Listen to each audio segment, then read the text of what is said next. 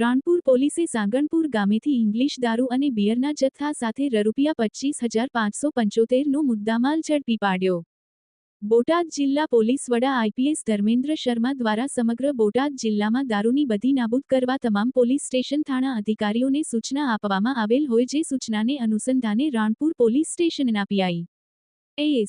પટેલની સૂચના અને માર્ગદર્શન હેઠળ પોલીસ સ્ટાફના મહાવીરસિંહ રઘુવીરસિંહ ચુડાસમા, ઝાલાભાઈ વશરામભાઈ ગમારાએ પેટ્રોલિંગ દરમિયાન બાતમીના આધારે રાણપુર તાલુકાના સાંગણપુર ગામે મુનાભાઈ ભગવાનભાઈ વાટુકિયાના બંધ પડી રહેલ મકાનમાં જગદીશભાઈ કરશનભાઈ વાટુકિયાએ ભારતીય બનાવટની ઇંગ્લિશ દારૂની બોટલો અને બિયરના ટીન સંતાડેલ હોય જે બાતમીને આધારે પોલીસે રેડ કરતા ભારતીય બનાવટની ઇંગ્લિશ દારૂની બોટલ અને બિયરનો જથ્થો ઝડપી પાડ્યો હતો.